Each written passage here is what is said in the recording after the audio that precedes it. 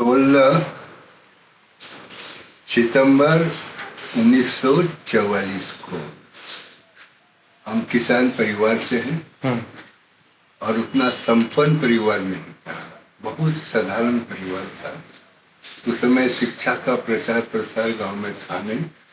हमारे बाबूजी पढ़े लिखे जरूर थे, केवल अक्षर ज्ञान से, ज्यादा पढ़े लिखे नहीं थे। दूसरा या तीसरा क्लास तक पढ़े हैं, उससे ज्यादा पढ़े हैं। तो बचपन में जाती स्कूल में ही हमारा एडमिशन हुआ, खरिया संगल मिडिल स्कूल। उस समय अपर प्राइमरी स्कूल था, हम जिस समय हमारे स्टूडेंट थे उसमें मिडिल स्कूल हुआ और हमारे गांव से करीब 5 किलोमीटर दूर था। सवेरे हम लोग पैदल जाते थे और पैदल आते थे। वहाँ से हमने 5वां पास किया। 5वां पास करने के बाद हम अपना मामेरा गांव वहाँ एडमिशन लिया टोलनो में और वहीं से मिडिल पास करके कैबसा जिला स्कूल में हमने एडमिशन लिया। वहाँ हॉस्टल था, आदिवासी हॉस्टल, उसी में रहते थे। उस समय हॉस्टल का ज़्यादा खर्चा हम लोग को नहीं पड़ता है। हम लोग को पॉकेट खर्च के नाम पर 10 रुपया मिलता था और घर से चावल हम लोग लाते थे। मेस में चावल देता था और 5 रुपये मेस फीस देता था और 5 रुपये पॉकेट खर्च के लिए हमें रखते थे। इसी से महीने भर का गुजारा होता था। वहाँ से हमने हायर सेकेंडरी पास किया, चाईबासा जिला स्कूल से। हायर सेकेंडरी पास करने के बाद टाटा कॉलेज चाईबासा में एडमिशन लिया। हमारा पॉलिटिकल साइंस विषय था, हिंदी तो था ही, लेकिन मेन सब्जेक्ट मेरा पॉलिटिकल साइंस था। और हमारे समय में के.एस. लाल टाटा कॉलेज की प्रिंसिपल हुआ करते थे। उस समय टाटा कॉलेज बहुत बढ़िया चलता था, बल्कि रांची यूनिवर्सिटी के अंतर्गत था। रांची यूनिवर्सिटी के अंतर्गत में 1 नंबर रैंकिंग में आता था टाटा कॉलेज चाईबासा। वहाँ से पॉलिटिकल साइंस में हमने ग्रेजुएशन किया। उसके बाद रांची यूनिवर्सिटी में एमए में हमने एडमिशन लिया। लेकिन उस समय हम लोग जब एमए के विद्यार्थी थे, नाम हम भूल रहे हैं, पूरे के मुख्यमंत्री थे, स्टूडेंट मेरे जिगर के टुकड़ा बोला करते थे। नाम हम भूल रहे हैं। तो उसकी सरकार खत्म हुई क्योंकि स्टूडेंट उसके दीवाने थे, बोलते थे स्टूडेंट मेरे जिगर के टुकड़े हैं। इसलिए जब उसकी सरकार गिर गई तो पूरे स्टूडेंट हंगामा किया और इस हंगामा में हम गिरफ्तार भी हुआ था रांची जेल में। लेकिन एमए की पढ़ाई हम पूरा नहीं कर पाए। उसके बाद फाइनल ईयर तक तो पहुँचे, परीक्षा नहीं लिख सका। उसके बाद इधर आए तो यह सोशल एक्टिविटी, बिरसा सेवा दल में बहुत ज्यादा हम सक्रिय है, सोशल ऑर्गेनाइजेशन था, उसके हम अध्यक्ष थे।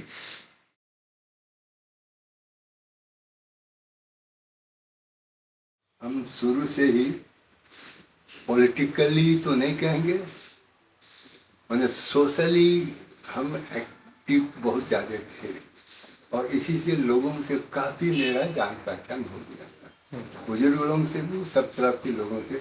और कॉलेज में हम स्टूडेंट यूनियन के लीडर भी थे, इसीलिए सब तरफ के लोगों से मेरा जान पहचान था। जगह जगह हम लोग जाते थे उस समय स्टूडेंट यूनियन की ओर से। और तो 1971 में पार्लियामेंट का इलेक्शन, बहुत लोगों ने जोर दिया चुनाव आपको लड़ना है। तो बोला हम चुनाव नहीं लड़, लेकिन लोगों ने बहुत जोर दिया, बल्कि नॉमिनेशन भरने के लिए पैसा भी उन लोगों ने हमको दिया, तब हम नॉमिनेशन पाए। लेकिन बाबू लोग मेरे खिलाफ में कोला बिरवा को चुनाव लड़वा दिए, लेकिन बहुत मुश्किल से कोला बिरवा शुरू में हम ही लीड कर रहे थे। तो उन लोगों को भरोसा नहीं था कि हम लोग जीतेंगे, कोला विरोधी थे तो भरोसा नहीं था। लेकिन आखिरी में जब इधर और सरायकेला राजनगर साइड का काउंटिंग हुआ, वहाँ का वोट से आगे निकल, ज़्यादा वोट से हम नहीं कर पा रहे थे, हम समझते हैं 600-700 वोट से हारे थे। तो यही है शुरुआत में हमारा।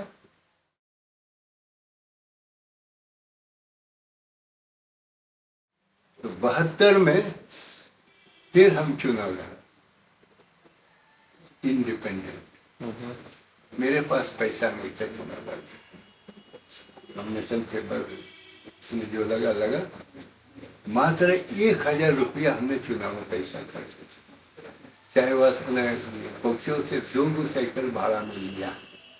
मेरे साथ और एक लड़का, मानकी का लड़का था, हम लोग साइकिल में निकला, जहाँ से गया उड़ीसा बॉर्डर, क्या गाँव का नाम भूल रहे हैं, वहाँ पहुँचने में 1 सप्ताह लगा। जहाँ रात होती थी उसी गांव में ठहरते थे, और वहाँ से चाईबासा वापस आने में 1 सप्ताह लगा। ये 2 सप्ताह इलेक्शन कैंपेन चला, चुनाव हुआ। हम तो किसी बूथ में ना पोलिंग एजेंट बहाल कर नहीं सका, ना बूथ मैनेजमेंट के लिए कुछ। उसमें कांग्रेस की ओर से विद्यासागर पेवा वकील से वो चुनाव लड़ रहा था, और हर बूथ में बूथ मैनेजमेंट के लिए पैसा था, वो नहीं दिया था। लेकिन जब रिजल्ट हुआ तो हम जीत गए। मेरा माइंड स्ट्राइक किया, जिसने पैसा खर्च किया वो नहीं जीता, बिना पैसा का हम जीत गया। तो माइंड मेरा स्ट्राइक किया, इसका मतलब पब्लिक का विश्वास हमारे ऊपर बहुत जबरदस्त है, इसीलिए मेरा भी फर्ज बनता है पब्लिक का विश्वास के साथ विश्वासघात नहीं करना। और यही ये आखिर तक हमारा मार्गदर्शन का काम है। इसीलिए चूँकि बाद में तो हम कांग्रेस ज्वाइन किया 1980 से। 1980 में हम कांग्रेस ज्वाइन किया, और कांग्रेस ज्वाइन करने के बाद हम जिला परिषद के अध्यक्ष भी रहे, और ये 2 बार एकीकृत बिहार में मिनिस्टर भी रहे। एक बार स्टेट मिनिस्टर एजुकेशन, एक बार कैबिनेट मिनिस्टर वेलफेयर, और एक बार बिहार विधानसभा के उपाध्यक्ष भी रहे।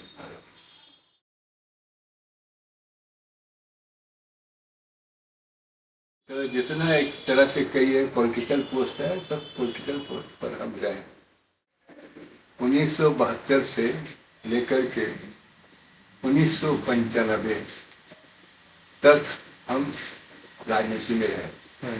लेकिन जैसा पब्लिक का मेरा विश्वास था, तो मेरा भी माइंड बन गया था पब्लिक का विश्वास के साथ विश्वास नहीं घात करना चाहिए। इसीलिए हमेशा प्रोटोकॉल में रहने के बावजूद भी हम कभी करप्शन के लोग में नहीं। इतना मैंने सच्चाई ईमानदारी से हमने काम किया कि हम पर कोई अंगुली भी नहीं उठा कि जनहित में काम करने से कभी कभी भुगत नहीं पड़ती। हम कभी मैंने पार्टी की गुलामी नहीं, कांग्रेस पार्टी से थे।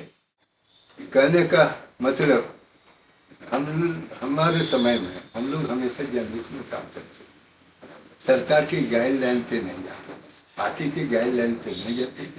ये समाज से हमें चुन के जाती है, उस समाज की क्या इच्छा है उस बारे में हम लोग बात करते हैं। लेकिन आज तो उल्टा हो गया, आज लोग पार्टी की गुलामी, समाज हित में बात नहीं रखते। क्योंकि पब्लिक का विश्वास हमारे ऊपर इतना था, बिना पैसा का मिलता कि जब जब हमने इलेक्शन लड़ा हम पैसा बहुत कम खर्च होता, नहीं के बराबर। यानी जो पार्टी की ओर से फाइनेंस होता था ना, वो पैसा आधा भी नहीं खर्च होता था, बाकी पैसा मेरे बच जाता। इसीलिए ये 20 वर्षों की राजनीति हम तो हमेशा प्रोटोकॉल में रहे। जिला परिषद अध्यक्ष रहे, प्रखंड के प्रमुख रहे हैं, 2 बार मिनिस्टर रहे हैं, 1 बार जिला विधानसभा के उपाध्यक्ष रहे। सरकारी गाड़ी हमेशा मेरे पास रहा करती थी, इसलिए हम गाड़ी भी नहीं खरीद सकते। लेकिन जब 1995 में चुनाव हार गया, हमारे पास कोई गाड़ी नहीं थी। नहीं, हाँ, 1995 का चुनाव में हमको चुनाव लड़ना था, लेकिन इलेक्शन कमीशन, मुख्य इलेक्शन कमीशन का एक फरमान था कि कोई भी व्यक्ति सरकारी गाड़ी से चुनाव लड़ नहीं सकता।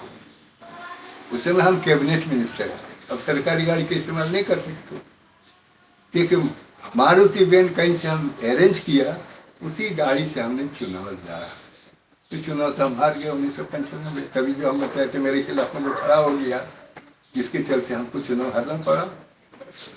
और चुनाव हारने के 5 साल बाद हम अपनी गाड़ी खरीदने का कारण हमारे नाम से पेट्रोल पंप भीख पानी में था। वो पेट्रोल पंप के आधार से, पेट्रोल पंप के नाम पर हमने बैंक ऑफ बड़ौदा से लोन लेकर के गाड़ी खरीदा मार्शल, डब्बे में। चुनाव हारने के 5 साल बाद मेरे पास गाड़ी थी।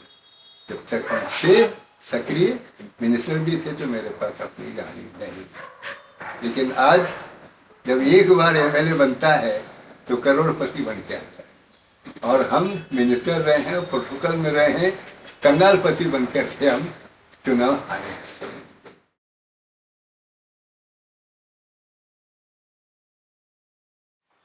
समाज के लिए बहुत किया। लाखों बदला ने हो समाज मातभा, हो समाज का जो भाषा है, हो भाषा, उसके लिए वाराणसी का उन्होंने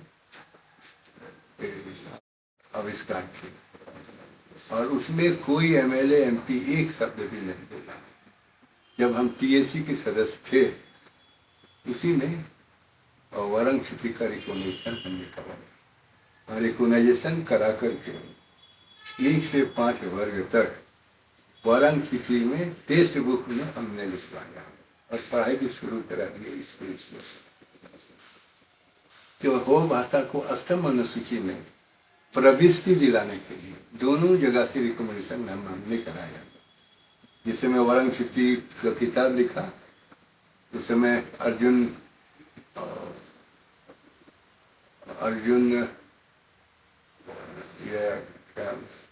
मुंडा मुख्यमंत्री थे, उनसे हम लोग ने बात किया, उसको अष्टम अनुसूची में प्रवेश दिलाने के लिए यहाँ से रिकमेंडेशन कराया। फिर हम लोग उड़ीसा भी गया, मेरे नेतृत्व उड़ीसा गवर्नमेंट से बात किया, और उड़ीसा गवर्नमेंट से भी हम लोग हो भाषा को अष्टम अनुसूची में प्रविष्टि दिलाने के लिए रिकमेंडेशन कराया। ये हो भाषा एक्सेप्शन में आता है, जितनी भाषा है संविधान के अष्टम अनुसूची में डाला गया है एक स्टेट के रिकमेंडेशन से, और वो भाषा ही ऐसी भाषा है जिस भाषा को अष्टम अनुसूची में प्रविष्टि देने के लिए 2 स्टेट रिकमेंड किया, लेकिन फिर भी वो भाषा अभी तक अष्टम अनुसूची में प्रविष्टि नहीं। वाराणसी में नहीं, देवनागरी से हो गया। फिर उसमें हमारे नेतृत्व में हम लोग किया, और एजुकेशन डिपार्टमेंट के जो सेक्रेटरी थे, उड़ीसा की लेडी थी, क्या नाम हम भूल रहे हैं, उस समय सेक्रेटरी थे एजुकेशन डिपार्टमेंट। हम लोग आ गया, उन्होंने स्पष्ट शब्दों में कहा, कड़ा शब्दों में, क्योंकि हो भाषा की पढ़ाई देवनागरी से करने संबंधी निर्णय सर्व समिति से विभागीय बैठक में हुआ है, इसलिए इसको निरस्त नहीं किया जा सकता।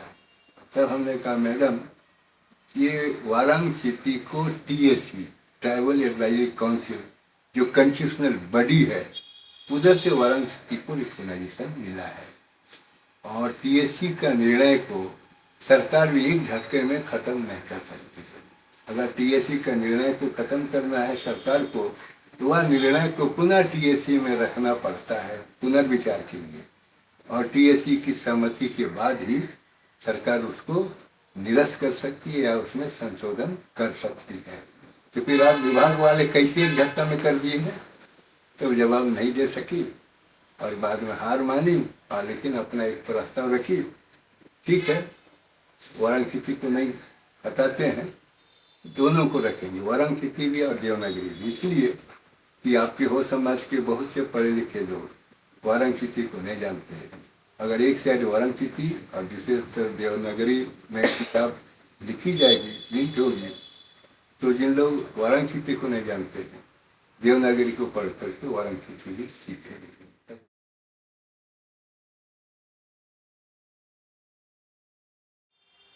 आज़ादी के आसपास झारखंड में आदिवासियों की संख्या 50% के लगभग, ग्राउंड में 50%।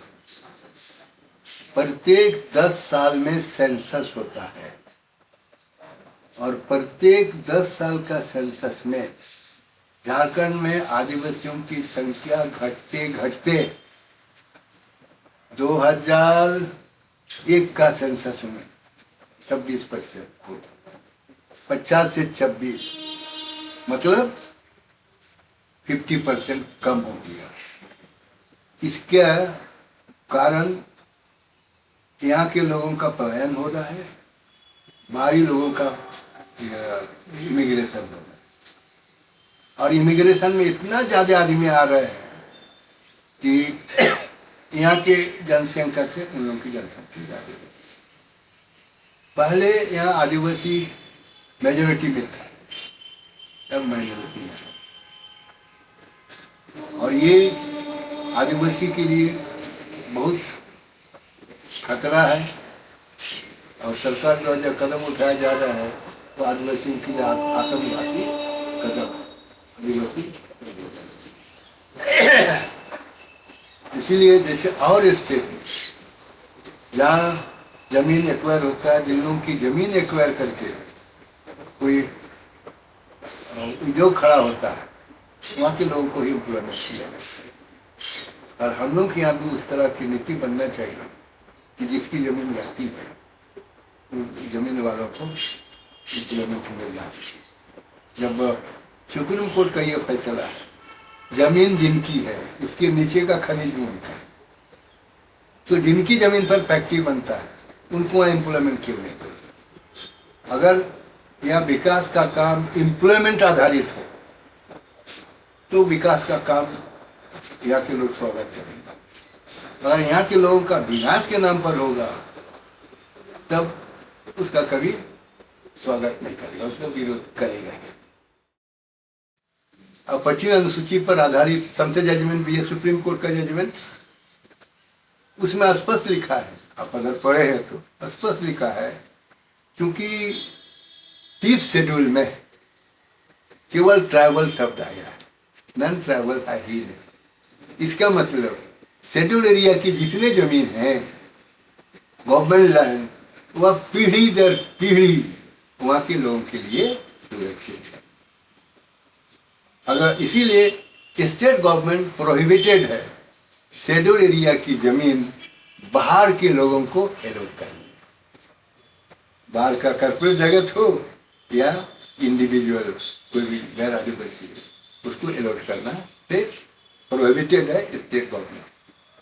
अब प्रोहिबिशन के बाद भी अगर स्टेट गवर्नमेंट बाहरी लोगों को यहाँ स्टेट लैंड, जीएम लैंड बाहरी लोगों को एलोट करता है तो बाहरी लोगों का यहाँ जमवाड़ा होगा, और इतना जमवाड़ा होगा कि उन लोग यहाँ मोनोपोली क्रिएट करेगा, and in the long run they will drive out the schedule tribes from the schedule area. ये नहीं हो जाए सुप्रीम कोर्ट। तो हम लोग देख रहे हैं टाटा में, रांची में क्या फैक्ट्री है उड़ीसा वाला, राहुल सेवा, और भी बहुत जगह सब आदिवासियों को भगाया जाता है। इसीलिए बड़े बड़े विद्वानों ने यह भी कहा है कि डेवलपमेंट झारखंड के लिए डेवलपमेंट आदिवासियों के लिए डिस्ट्रैक्शन है, विनाश है। उसके एक उदाहरण सीधा से बोल देंगे, अगर डेवलपमेंट के पर्पज से ये सुगन रेखा प्रोजेक्ट जो बनाया जा रहा है सेंट्रल गवर्नमेंट के आदेश से, 126 गांव जलमग्न होने वाला है, ये क्या ये विकास है? तो विनाश है साक्षात। इसे दूसरा बड़ा उदाहरण नहीं दिया जा सकता। ये तो जितना डेवलपमेंट वर्क हो रहा है यहाँ विनाश है, और इसमें हम लोग का सबसे बड़ा दोष है कि 25 अनुसूची का अनुपालन नहीं हो रहा है। कोई एमएलए एमपी इस बारे में एक शब्द भी नहीं कर रहा। विकास यहाँ के लोगों के लिए नहीं। और डॉक्टर अम्बेडकर का एक उक्ति भी है कि जिस जगह विशेष के लिए विकास के नाम पर राशि आती है, फंड आता है, वह फंड वहाँ के लोगों के द्वारा खर्च ना किया जाए, बाहर से आने वाले खर्च करेंगे। तो फंड खर्च करने वाले होंगे दिल्ली, और जिनके लिए खर्च किए जाएंगे होंगे चूहा। बिल्ली चूहा का कभी रक्षक नहीं हो सकता है, भक्षक हो। बिल्ली चूहा का भक्षक का रक्षक नहीं था। फिर हम लोग देख रहे हैं सब बिल्ली लोग आ रहे हैं, यहाँ के सब लोगों को निकाल रहे हैं, खत्म कर।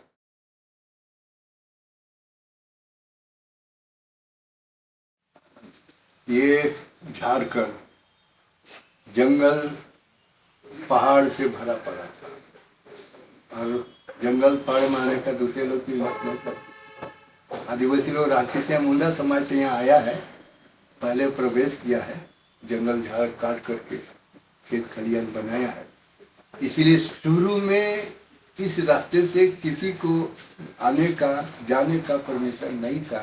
कोई गलती से आता था सीधा उसको मार के फेंक दिया जाता था, इसीलिए इसको सिंह का मात बोला जाता था। बाहरी आदमी आने का हिम्मत नहीं करता। तो उस समय जो राजा या जमींदार होता था मुंडा समाज से ही होता था। एक बहुत ही फेमस मुंडा समाज से राजा था पाणी मुकुट राय, तो से सब कोई वाकिफ था। लेकिन जब मुंडा समाज से राजा होता था टैक्स नहीं लेता, क्योंकि उस समय धान ही का बहुत महत्व था। शायद उसी वजह से शुरू में कहावत भी था, उत्तम खेती मध्यम बाण नीच चक्री भीख निदान। पैसा का महत्व नहीं था, इसलिए उस समय के राजा लोग किसी किसान से, आदिवासी किसान से, रहतों से टैक्स नहीं ले पाते। लेकिन मुगल पीरियड में दुर्जन साल एक राजा था मुंडा समाज से। राजा था गिरफ्तार करके उसको ले गया दिल्ली। 8-9 साल तक दिल्ली में था। वहाँ जेल में रह करके वहाँ के राजा महाराजाओं का रुतबा रहन सहन देखा, माइंड उसका स्टैक किया, मैं भी तो राजा हूँ, हम क्यों इस तरह से रहते हैं, हमारा रुतबा क्यों ऐसा नहीं। जब जेल से छूट के आया यहाँ झारखंड, तो वहाँ के हिसाब से वो रुतबा उस तरह से रहन सहन बनाने का मन में सोचा, तो यहाँ के मुंडा मांडकियों से टैक्स लेने लगा। उन्होंने देने से इनकार कर दिया, हम लोग टैक्स देते नहीं है, तुमको काहे देंगे, और बिना टैक्स लिए तो पक्का मकान नहीं बना सकता है, उस तरह का रहन सहन नहीं कर सकता है। तो वो बाहरी लोगों को लाना शुरू कर दिया, और इन लोगों को किसी गाँव का मुंडा बना दिया, कहीं जमींदार बना दिया, कहीं क्या बना दिया। और उन लोग यहाँ मैंने आदिवासी उस जमीन लूटना शुरू करने का मतलब कि उस समय भी आदिवासी ही आदिवासी समाज का दुश्मन था। ये अभी जो राजा का नाम हम बताया दुर्जन साहब, तो बाहरी लोगों को लाना शुरू कर दिया। आज़ादी के बाद जब प्रजातंत्रिक व्यवस्था हुई, वोट से हम लोग अपना प्रतिनिधि चुनते हैं, ये प्रतिनिधि एक राजा के रूप में है ना, राजा का स्थान पर ले लिया। इन लोग अब बाहरी लोगों को मदद करना शुरू कर दिया, जैसे दुर्जन साहब राजा ने किया। तो आज का एमएलए एमपी अपने लोगों को कोई मदद नहीं करता, सब बाहरी लोगों को ही मदद करते हैं, उन्हीं लोगों की दलाली करते हैं, और इसीलिए बाहरी लोग ज़्यादा आ रहे हैं। तो कहने का मेरा मतलब दूसरे लोग दुश्मन नहीं है, हम ही लोग दुश्मन हैं। मैंने आदिवासी समाज में यूँ कहना चाहिए कि पढ़े लिखे लोग ही अपने समाज के सबसे बड़ा दुश्मन है, अनपढ़ उतना दुश्मन नहीं है। जो आज तक अभी का जो एमएलए लोग हम लोग का कर रहा है, जो हम लोग के खिलाफ में कानून लागू नहीं हो रहा है, संविधान को लागू नहीं किया जा रहा है, जो सरकारी नीति बनी हुई है पैसा लागू नहीं हो रहा है, इसके बारे में एक शब्द कोई एमएलए नहीं बोलते, यानी कि दलाली करते हैं। जब तक दलाली रहेगी हम पढ़े लिखे लोगों का, जनप्रतिनिधियों का, हम लोग यहाँ के समाज को उभार नहीं सकेंगे।